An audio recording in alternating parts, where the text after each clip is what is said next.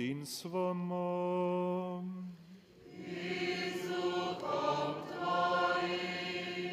Čitanje Svetog Evanđelja po Mateju. Slava tebi, Gospodine. U ono vrijeme reče Isus svojim učenicima: Pazite da svoje pravednosti ne činite pred ljudima da vas oni vide. Inače vam nema plaće u vašeg Oca koji je na nebesima. Kada dakle dijeliš milostinju, ne trubi pred sobom, kako to po sinagogama i ulicama čine licemjeri da bi ih ljudi hvalili. Zaista kažem vam, primili su svoju plaću. Ti naprotiv, kada daješ milostinju, neka ti ne zna ljevica što čini desnica, da tvoja milostinja bude u skrovitosti. I Otac tvoj koji vidi u skrovitosti, uzvratit će ti. Tako i kad molite, ne budite kao licemjeri. Vole moliti stojeći u sinagogama i na raskršćima ulica da se pokažu ljudima. Zaista kažem vam, primili su svoju plaću. Ti naprotiv, kad moliš, uđi u svoju sobu, zatvori vrata i pomoli se svome Ocu koji je u skrovitosti. I Otac tvoj koji vidi u skrovitosti, uzvratit će ti. I kad postite, ne budite smrknuti kao licemjeri. Izobličuju lica da pokažu ljudima kako poste. Zaista kažem vam, primili su svoju plaću. Ti naprotiv, kad postiš, pomaži glavu i umij lice, da ne zapaze ljudi kako postiš, nego Otac tvoj koji je u skrovitosti. I Otac tvoj koji vidi u skrovitosti, uzvratit će ti. Riječ Gospodnja. Slava tebi, Kriste.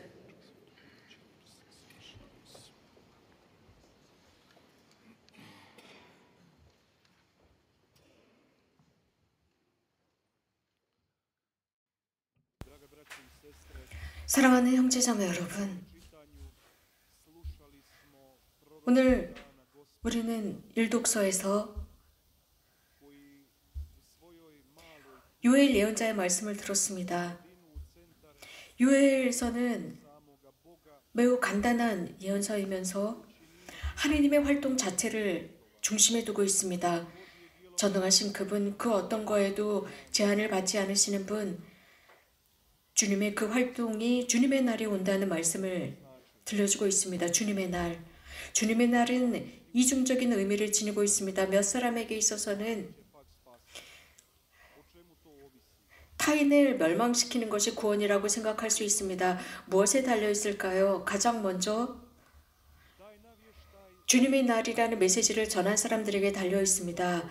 이 선포의 목적은 분명 삶의 변화, 행동의 변화를 요구하고 있습니다. 이러한 초대를 누구에게 제시한 것일까요?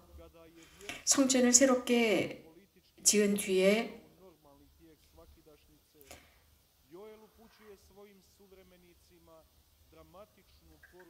매일상의 삶 속의 요엘과 그의 백성, 요엘은 그의 백성들에게 주님의 놀라운 메시지를 전하게 됩니다. 그의 대단한 가뭄이 백성들을 어렵게 했고, 그럼으로써 예언자 요엘로 하여금 북쪽으로부터 오는 민족이 이스라엘을 파멸시킬 것이라는 것, 주님의 날을 언급하고 있습니다.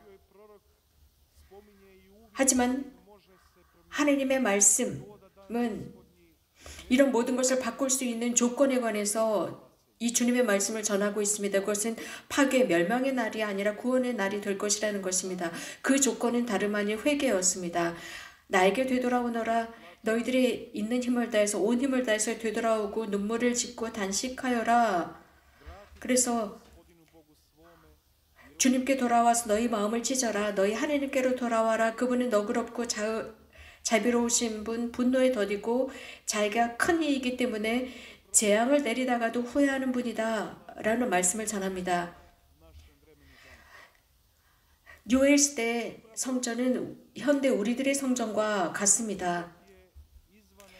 당대의 삶은 새롭게 쇄신된 성전과 함께 삶의 조화를 이루는 것 같았습니다. 그래서 드디어 하느님과 당신 백성의 조화, 정치적인 여러 환경, 모든 것이 편안한 상황이었습니다. 바로 그런 시대, 평화의 시대에 예언자 요엘이 등장해서 살아계시는 하느님, 인간의 역사를 바꾸시는 하느님에 관해서 언급합니다. 하느님의 요엘 예언서는 하느님의 말씀을 통해서 경고하고 있습니다. 형식적으로 보일지라도 삶의 그 깊음 속에는 무엇이 있는지 우리가 잘 판단해야 합니다. 즉 하느님의 백성의 삶을 판단해야 하는데 겉으로 드러나는 것이 아니라 내면 속, 그래서 예언자 요엘은 일상 속에서 그 내면 깊은 속으로 들어가서 사람들의 삶을 메시지로서 쇄신시키고 깨워내고 자신들의 삶을 성찬하도록 초대하고 있습니다. 그러나 이러한 판단, 기준, 비판은 그들에게 절망이나 저주를 가져다 주는 것이 아니라 가장 먼저 이런 메시지를 받아들인 사람들로 하여금 주님의 시대가 도래했다는 것입니다. 주님의 날입니다. 그 뜻은 다름 아닌 축복의 날, 구원의 날, 그 백성을 위한 구원과 축복이 되는 것입니다. 악이라고 하는 것은 현대를 살아가고 있는 우리들도 증언할 수 있는데 이것은 사람에게만 피해를 입히는 것이 아니라 온 인류와 모든 자연에 피해를 입히고, 그래서 구원이라고 하는 것은 구원의 도래는 인류를 치유하는 것이고 이 지구 전체를 치유하는 것이며 자연 전체를 치유하는 것입니다. 우리는 날마다 증언할 수 있습니다. 우리 현대를 살아가는 현대인들은 이 세상을 파괴해가고 있습니다. 우리가 살고 있는 이 공간, 생명의 공간에 이기심이 만연되어 있습니다. 삶이 죽어가고 있습니다. 병들어 있습니다. 이제 더 이상 이렇게는 살 수가 없습니다. 어떤 나라의 사회는 그저 경제 발전이 혹은 무기의 소유, 축적이 그들의 삶의 척도가 되어가고 있습니다. 이것은 현대에 모두가 보고 있는 것입니다. 위협입니다. 이러한 위협이 전쟁으로 바뀌었습니다. 이 전쟁은 큰 악을 가져다 줍니다. 이것은 불의입니다. 이러한 불의는 각 개인을 파괴하는 나라, 도시를 파괴하는 나라, 들이 하고 있는 것입니다. 도저히 참을 수 없는 많은 일들입니다. 전쟁 자체, 이 전쟁이 전 세계적으로 퍼져나가고 있습니다. 이런 모든 것, 악의 원인은 어디에 있는 것일까요? 지금 현재 일어나고 있는 이 악의 원인 말입니다. 이것은 다름 아닌 믿음의 결핍입니다. 이것은 서양이나 동양이나 모두 그들의 국가 리더들이 하느님께 서약하지 못하는 믿음의 결핍입니다. 이것은 각 개인에게 영향을 미칩니다. 이것은 인류 역사에 처음 일어난 일이 아니라 하느님 앞에서 어떻게 처신하느냐입니다. 이것은 또한 인간의 어떤 가치들을 전복시킬 수 있습니다. 예를 들자면 안락사나 낙태나 전쟁 등 이런 다양한 독이 되는 것, 인간 생명을 미워하고 적대시하고 이런 모든 것들은 죄가 됩니다. 또 하느님을 대적하는 것도 죄가 되지만 창조주 하느님을 반대하는 것도 죄가 됩니다. 그렇기 때문에 하느님과 화해하도록 초대하고 있습니다. 오늘은 제2수요일입니다. 사순 첫날입니다. 그렇기 때문에 그 어떤 날보다도 강렬하게 하느님의 목소리를 듣게 됩니다. 너희 마음을 다해서 나에게 돌아오너라 라고 초대하고 계십니다. 삶의 변화는 우리들의 운명, 우리들 각자 개인의 운명을 바꾸고 온 세상의 운명을 바꿉니다. 프란치스코 교황님께서는 당신의 사순 담화에서 사순이야말로 우리들을 위한 이상적인 시기로서 각 개인이 쇄신되고 사회가 쇄신되며 그래서 예수님의 파스과 돌아가시고 부활하신 그분의 파스과를 가져다 준다고 했습니다.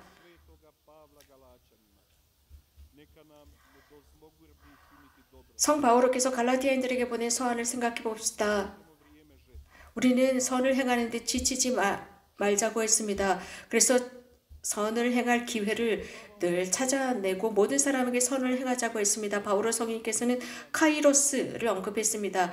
즉 좋은 씨앗을 뿌리고 미래에 수확할 수 있는 시간을 의미합니다. 이 카이로스는 우리에게 언제 적합한 것일까요? 이것은 다름 아닌 사순 시기가 우리들을 위한 카이로스입니다. 또한 모든 세상, 이 사순 시기에 우리들이 살아가고 있는 세상에서 실현할 수 있습니다. 우리들이 알고 있는 이미지는 소유하는 것, 축적하는 것, 그리고 쓰고 버리는 것이 지배적입니다.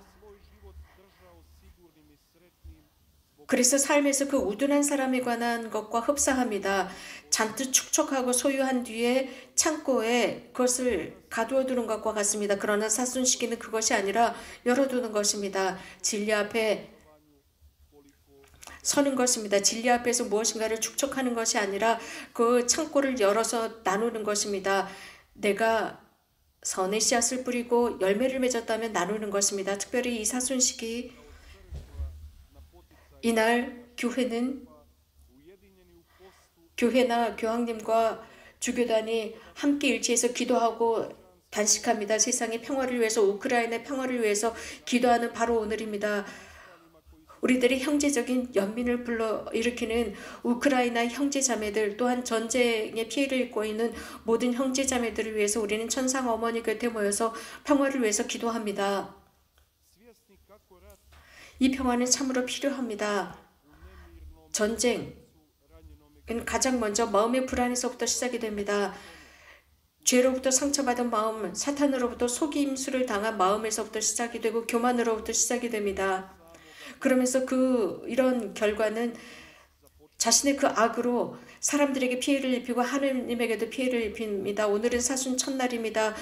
우리가 잘 알고 있는 것은 우리가 죄를 통해 할 때 하느님께서 우리들을 용서해 주신다는 것입니다. 주님의 자비를 청합시다. 우리들을 위한 자비, 우리들의 마음의 평화를 청합시다. 그래서 하느님과 화해할 수 있도록 합시다. 또한 마음의 평화를 위해서 기도하고 이 전쟁을 일으킨 사람들의 마음의 평화를 위해서 기도합시다. 전쟁은 항상 사람의 마음에서부터 시작이 됩니다. 인간의 쾌락 때문에 일어나고 가정 안에서 다투고 결국은 이 전쟁은 우둔함이 됩니다. 연대된 우둔함이 됩니다. 동맹적인 우둔함입니다. 그래서 정부 사이에, 민족 사이에 이러한 우둔함이 퍼져나갑니다. 이러한 우둔함 속에서 이런 우둔함이 계속 연대되어 나간다면 이것을 풀기가 어렵습니다. 평화를 위해 기도합시다. 평화에 연대합시다. 마음의 회개를 위해서 기도합시다. 이런 일들이 어떻게 일어날 수 있을까요? 기도와 단식을 통해서입니다. 하느님의 자비를 끌어낼 수 있습니다. 예수님께서 말씀하신 것처럼 단식할 때 보이지 않는 곳에서 단식하는 것입니다. 자신의 마음을 가다듬는 것입니다. 단식은 자비의 활동입니다. 단식 자체로서는 의미가 없습니다. 그러나 단식은 도구로서 우리가 하느님과 사람과 화해할 수 있는 도구가 됩니다.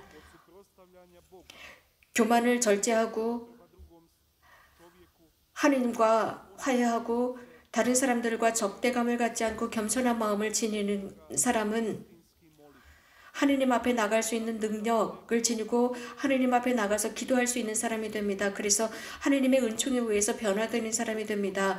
완전한 마음을 지닐 수 있게 됩니다. 완전함은 자비로운 마음을 지니는 것입니다. 천상 아버지의 마음이 자비로운 듯 자비로워지는 것입니다. 그 결과 그리스도의 평화를 지니게 됩니다. 불안한 마음은 주변 사람들에게 불안을 조장합니다. 그리고 평화를 전하는 사람은 주변에 평화를 전하고 하느님의 자녀로 불리게 될 것입니다. 우리들이 참여의 열매는 이미 요엘 예언자가 선포한 바와 같습니다. 그러면서 하느님의 백성에게 포도주와 곡식과 기름을 가져다주고 더 이상 하느님 백성을 위한 수치심은 없게 될 것이다 라고 말씀하신 것과 같습니다. 그래서 사막으로부터 광야로부터 그들을 끌어낼 것이라고 했습니다. 그래서 그들은 동쪽에서부터 서쪽까지 풍요를 이루게 될 것이라고 했습니다. 우리도 평화의 모후 주변에 모여서 아시시의 프란치스코 성인과 함께 기도합시다. 성 요셉과 함께 기도합시다. 평화를 위해서 기도합시다. 우리들의 평화, 우크라이나 평화를 위해서 기도하고 우리 시대 세상의 평화, 모든 사람들의 평화, 모든 사람들의 마음의 평화를 위해서 기도합시다. 평화의 신 하느님께 여러분들의 모든 존재와 여러분들의 정신과 마음과 육신을 봉헌합시다. 그래서 우리들의 주님이신 예수 그리스도께서 오심을 잘 준비하도록 합시다. 아멘.